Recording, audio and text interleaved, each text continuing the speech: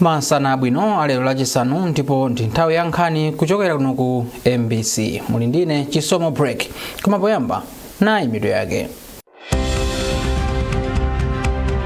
Bungwe la SADC lapempha maiko a mubungweri kuti azigwirizana kuti mderali mukhale umodzi komanso mtendere.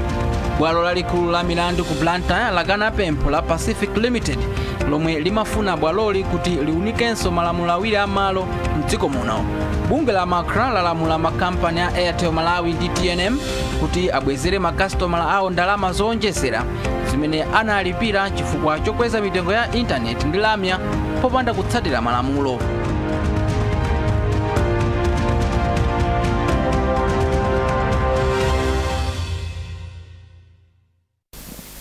Tiyambe nkhanizi masanano ndi nkhani yathu yayikulu yomwe kuti bungwe la SADC lapempha maiko a mubungweri kuti azigwirizana kuti derali mukhale umodzi komanso mtendere. Wapampando wa komiti ya nduna yona zachitetezo a George Chaponda wapereka pempholi pomwe amatsegulira msonkhano wa komiti m'boma la Salima. Austin Fukula ali ndi zambiri mu ripoti ili. Achaponda omwenso ndi nduna yona za ubale wa dziko lino ndi maiko ena ati ngakhale chigawo cha SADC chakhala chikuchita bwino polimbikitsa mtendere, nkofunika maikowa akhale odalirana kuti anthu mderali akhale otetezeka. Apa wapampando ona zachitetezo mu komiti ya nduna ya SADC wati zokambirana zomwe ali nazo ndi mwayi woti maikowa apeze njira zothanirana ndi mavuto monga zipolowe pandale, nkhondo ndi zina zomwe zili m'maiko ena monga Mozambiki, Madagascar komanso DRC. Mlembi wamkulu wa bungwe la SADC a Elias Mahosi ati nawo ali ndi chiyembekezo choti nduna za maikowa zikambirana mfundo zopindulira anthu mchigawochi. Iwo ati SADC ndiyokhumudwa ndi mchitidwe wa mkangano omwe ukuchitika mdziko la DRC omwe ukuphetsa anthu osalakwa. Koma Mahosi ayamikira mtsogoleri wakale wa dziko lino Dr. Joyce Banda pa ntchito yobweretsa bata mdziko la Madagascar momwe mwakhala muli zipolowe sandale kamba kosamvana pa utsogoleri. Ndipo kudzera pa zokambirana mdziko la Madagascar muchitika chisankho mtsogolo muno. Pakadali pano dziko la Malawi lasayinirana mgwirizano wa SADC othandizira kuti nzika za maikowa ziziyenda mosavuta, kuchita malonda popanda chiletso, komanso kuti azikhala ndi chiphaso chokhalira m'maikowa cha masiku 90 mwazina. Nduna yona za ubale wa dziko lino ndi maiko ena a George Chaponda ndi amene asayinira panganolo. Austin Fukula, MBC, Salima.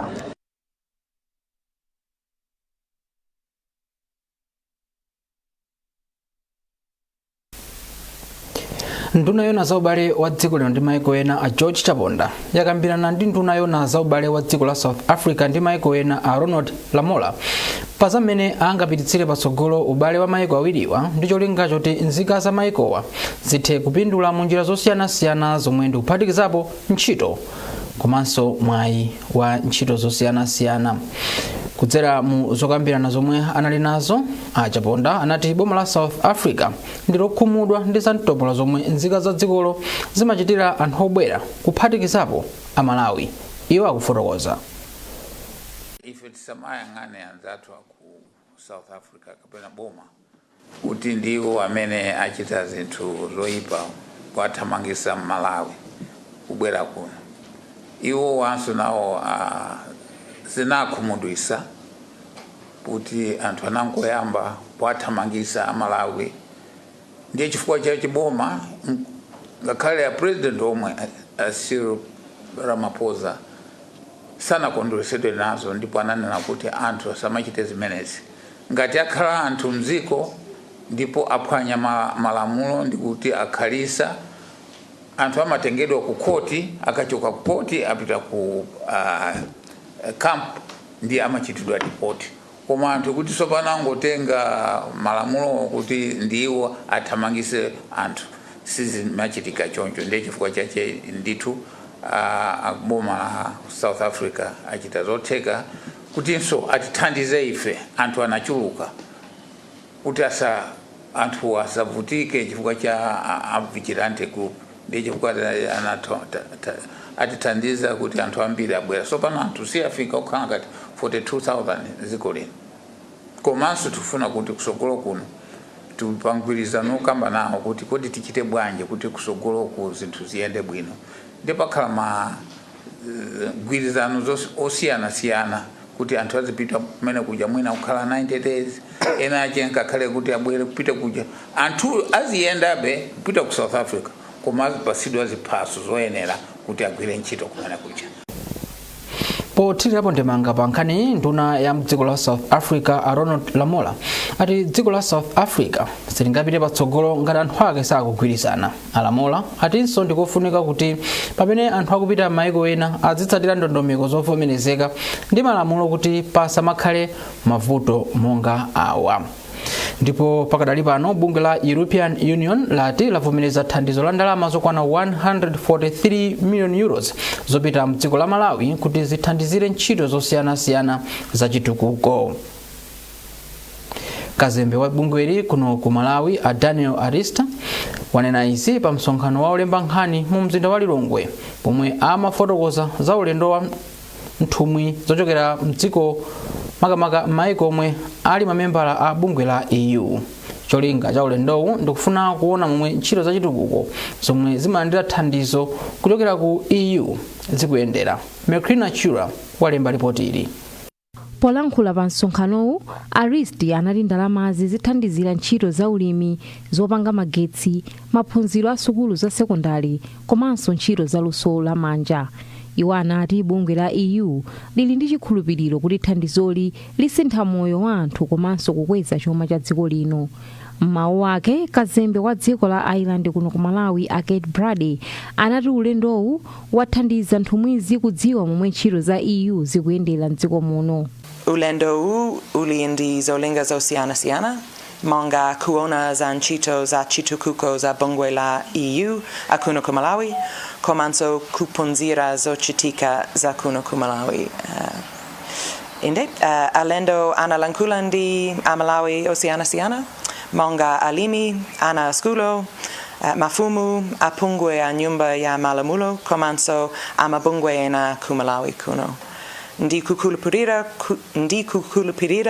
kuti ulendo upititsa patsogolo mbiri ya Malawi ndi kuthandizira ntchito ya mabungwe la EU. Nthumwizi zinayendera magulu alimi a ng'ombe za mkaka, anthu ogwira ntchito za chipatala komanso aphungu a ku nyumba ya malamulo. Nthumwizi ndi zochokera m'mayiko omwe ndi mamembala a bungweli, aphungu a ku nyumba ya malamulo ndi akuluakulu ena. Mekrina Chirwa, MBC, Lilongwe. Adindo apempha boma kuti lilimbikitse ufulu wa amayi ndi ana pamene anthu mazana anthu akupitirira kufika mdziko muno kuchokera mdziko la South Africa komwe akuthawa za mtopola kuti moyo wawo ubwerere mchimake. Pakadali pano boma lathandiza anthu oposa 40,000 kubwerera kuno kumudzi. Charles Chindongo walemba ripoti ili lomwe akuwerenga ndi Norbert Jameson. Tamvani Chikuni ochokera mboma la Lilongwe akuti sakanachitira mwina koma kusiyana ndi mwamuna wake mdziko la South Africa kubwerera kumudzi kuti ateteze moyo wake komanso wa mwana wake mu dziko limene akuchitira za mtopola nzika za maiko ena. Tamvani yemwe ali ndi zaka zoposa 20 akuthokozanso boma kamba kuchita machawi kupulumutsa nzika zake ku nkhanzazi. Ngakhale Tamvani akuti ndokondwa kuti wabwerako ndi moyo, iye wapemphabe boma kuti limuthandize pamodzi ndi ena onse akubwera kuchokera ku South Africa ndi mwayi wa ngongole kuti miyoyo yawo ibwerere mchimake. Ababa ngati wanthu ngati feyo ifoza kuti ngati tinavomerezo yoka kuno kupita ku South Africa sinzo kuti tinali ndizovuta tinoona kuti moyo wathu sumayenda bwino. Mwina boma litithandiza ndi ndalama ina yake yoti mwina tiyambire business ka lingotipatsa ndalama zikayika yangongole kuti tizibweze pang'ono kusanaso kuti tizingokhala ndiye kuti tikozaso yamba somakhalidwe osakhala bwino kutengera kuti tiziganizira somo yomwe timakhala ku South Africa kuti timathawa zinkhondo amene ujarabwera kunonso palibe chimene chikuchitika ndiye bwana sitidakakhala komwe kuti as long as tilakhala kuti tili ndi china chake kuno kunde kuti tikhala bwino tikaganizidwa kathu kakhala kabwino. Caleb Ng'ombo ni mkulu wa bungwe la People Saving Girls at Risk ndipo nayenso akuthirirapo ndemanga. nkhawa yathu kwambiri ndionena kuti kubweretsa anthu kokhasi kokwanira. Boma likwena likhale ndi ndondomeko zabwino zothandiza mmene anthu amenewa angakhazikikire bwinobwino mwadongosolo m'madera mwawo, makamaka kwa azimayi ndi wana. Anthu ambiri ndoti mmene akubweramo avutitsidwa mwina munjira zambirimbiri, ena ndioti anachita kuzembetsedwa, ena ndionena kuti akhala pa chiopsezo chija choti mwina ena kutheka anagwiriridwako, ena anagonedwako mokakamizidwa, anawo ande kuti masukulu awo atanasikuonekera. Sono pamene tikupempha boma kwambiri kunena kuti likhazike ndondomeko zabwino zoonetsetsa kunena kuti anthu amenewa akukhazikika bwinobwino. Poyankhula kumayambiriro, mlembi wamkulu wa Malawi Red Cross Society Chifundo Master Kalulu anauza MBC kuti bungwe lake layika padera 700 million kwacha kuti zithandize kubwezeretsa miyoyo ya anthuwa mchimake. Ife tikunena kuti pakufunikabe kuchita zambiri, tisangowalandira ndikuwasiya kuno, tiye tialondole m'maderamu ndikuwathandizanso kuti abwerere, at least abwerere ku moyo wawo wakale. Ife ngati bungwe la Red Cross mogwirizana ndi abale athu ena ngati International Federation of the Red Cross tapeza kale ndalama zokwanira 700 million zimene tiyatsatire m'maderamu kuwathandiza kuti tiapatse mwina atha kuyamba ma business ting'ono ndi zinthu zina, ndi cholinga choti at least moyo asaumve kuwawa. Mlembi wamkulu wa boma a Justin Saidi atsimikiza kuti boma lathandiza anthu oposa 40,000 kubwerera kumudzi, ndipo aulula kuti boma likugwira ntchito ndi adindo osiyanasiyana kuti achepetse chiwerengero cha Malawi amene akupita kukagwira ntchito m'mayiko osiyanasiyana kuphatikizapo South Africa osatsatira ndondomeko. Pakadali pano mayiko a mu Africa kuphatikizapo Malawi, Nigeria, Zimbabwe komanso Zambia akuchotsa nzika zawo mdziko la South Africa kutsatira za mtopola zomwe zikuchitika mdzikolo. Bwalo lalikulu la milandu ku Blantyre lakana pempho la Pacific Limited lomwe limafuna bwaloli kuti liunikenso malamulo awiri amalo mdziko muno. Popereka chigamulo cha bwaloli malo mwa majaji atatu omwe amamva mlandu, Jaji Jaba Alide wati bwaloli lakana pempholo kamba kuti kampani ya Pacific ilibe malo mdziko muno, choncho sinali yoyenera kubweretsa mlandu ku bwaloli. Mwazina kampani imafuna bwaloli liyambe kulola nzika za mayiko ena kukhala ndi malo mdziko muno. Frank Mbeta ndi mlangizi wa boma wa zamalamulo ndipo akufotokoza zambiri. Malamulo mmene anapangidwira mu 2022 Land Amendment Act komanso Personal Land Amendment Act zilikhala mmene zililimo ndithu. Mwachitsanzo Land Amendment Act munthu ngati unapempha malo ku lands ndi akupatsa malowo 2 years kamakwana khala utamangapo. Chimene unauza lanzipo kuti kwa kamapita ku lanzi umanena kuti ndifuna ndimange nyumba 2 years iyo umange nyumbayo at least zioneke kuti kumanga. Mbali nayo ndizoti anthu amakhala ndi malo choncho apatsa malo ku lanzi ndikugulitsa palibepo chilichonse. Zimene zonso ayi malo adzigulitsidwa pokhapokha ngati pamangidwapo chinthu chomwe alanzi akukhutira kuti apapa munthu amamangapo chinthu. Mbali ya Personal Land Amendment Act malo akumudzi pakati panali anthu oti samalawi amabwera kumidzi muja ndi kumatenga malo chifukwa mwina ndi ndalama, kukhala kuti watenga gawo alikula malo, anthu amudzimo kukhala kuti alibe malo. Zimene zozo ndi kuti tinoti malamulo awa akuthetsa anthu akumudzi malinga ndi makomiti awo kumeneko azitha kusankha okha kuti malo amene tingampatse munthu uyu ndi ati, komanso azikhala munthu amene ndi Malawi, munthu amene mukamutsatira kaya wachokera ku mwina kaya ku Nsanje akupempha malo uchitipo koma mutha kuzindikira kuti uyu ndi wa ku Nsanje ndi Malawi, kusiyana ndi kuti munthu wa dziko linangobwera ndi kumadzatenga malo akumudzi ndi kumagwiritsa ntchito pamene ani ake akumudziwo akusowa malo. Muonera nkhanizi kuchokera kuno ku MBC. Tionenso mitu yake. Bungwe la SADC lapempha mayiko a mubungweli kuti azigwirizana kuti mderali mukhale umodzi komanso mtendere. bwalo lalikulu la milandu ku Blantyre lakana pempho la Pacific Limited lomwe limafuna bwaloli kuti liunikenso malamulo awiri amalo mdziko muno. Bungwe la MACRA lalamula makampani a Airtel Malawi ndi TNM kuti abwezere makasitomala awo ndalama zowonjezera zimene analipira chifukwa chokweza mitengo ya intaneti ndi lamya popanda kutsatira malamulo.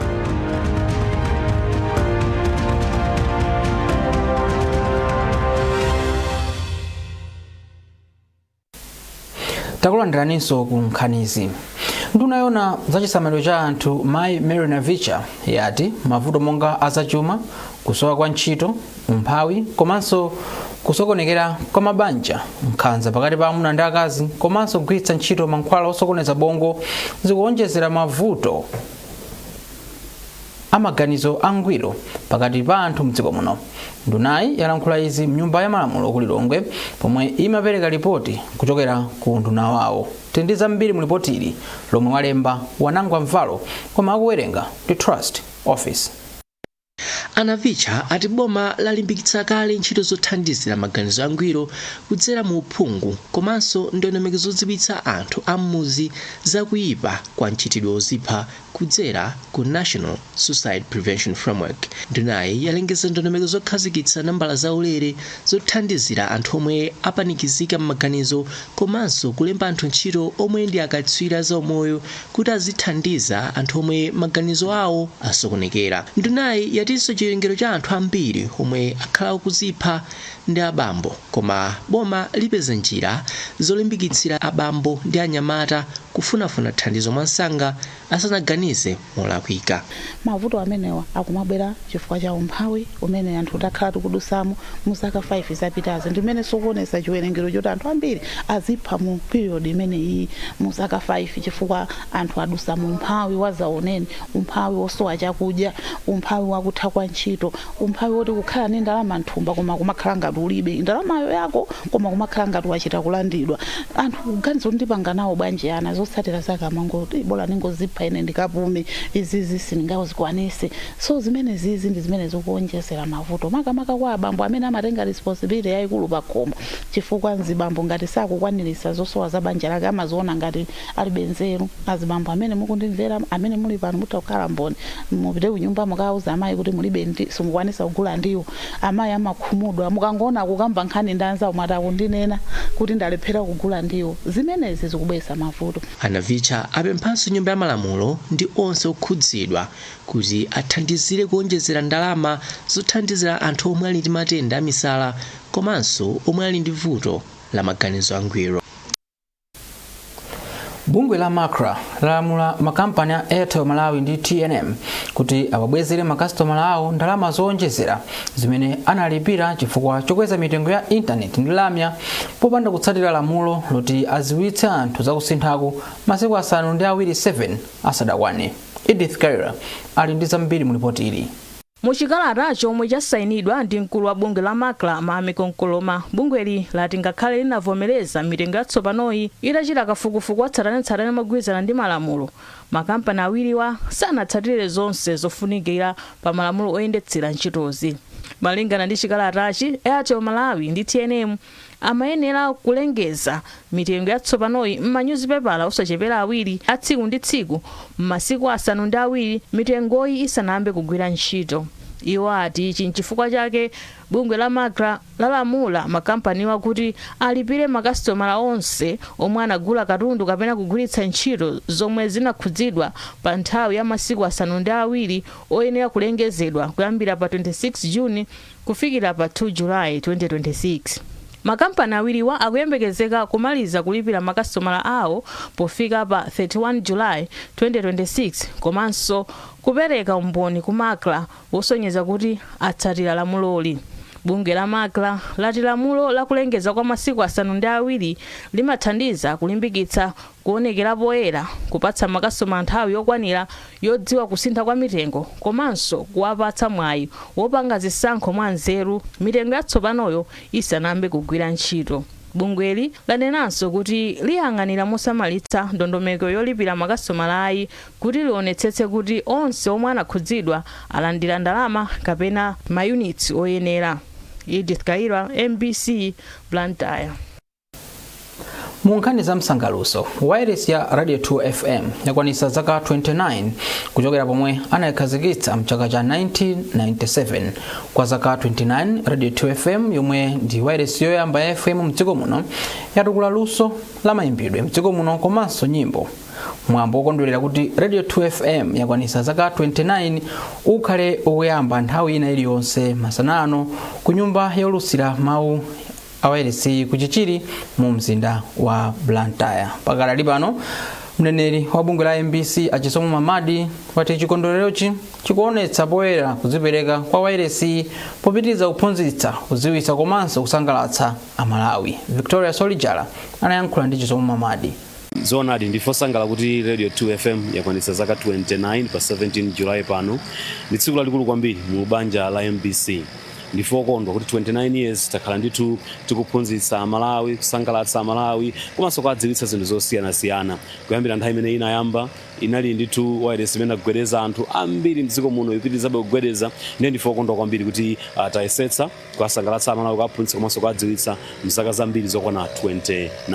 Radio 2 imasiyana kwambiri ndi ma wireless ena onse. Choyamba chifukwa cha mmene machitira zinthu zathu, pa Chingerezi timati professionalism, amene amalutsa mawu athu ndi ophunzira bwino, odziwa bwino, amapangitsa kuti anthu amene akumvera aja amve kuti ayi tikumvera di wireless yeniyeni. Komanso mmene timachitira pophunzitsapo, podziwitsapo ndi zina zoterozo zimakhala zosiyanitsa kwambiri ndi ma wireless ena onse. Komanso mukakumbukira bwinobwino cholinga chathu kwenikweni timapanga target achinyamata amene amakonda masewero, amene amakonda za nyimbo timapereka nkhani ndithu zosiyana-siyana. So tikangana ndi mmene timachitiramo zimene zimatipangitsa kuti Radio 2 ikhale yosiyana ndi wireless yonse m'Malawi. Chifukwa timanena kuti it's the finest FM.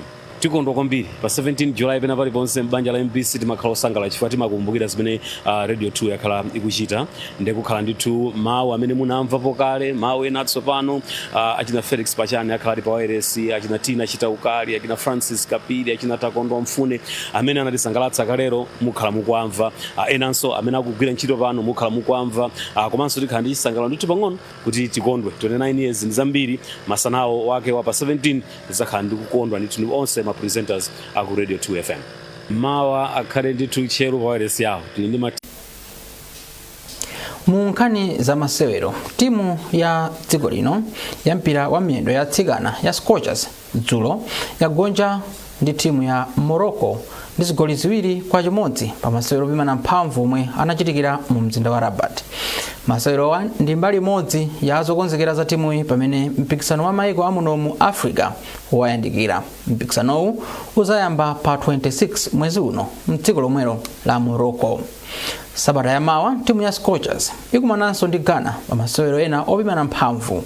Pakadali pano mphunzitsi wa timu iyi Love Fazili wati kugonjaku sikudesa nkhawa ndipo iyi ndi mbali imodzi yongokonzekera masewero. Iwo akufotokoza.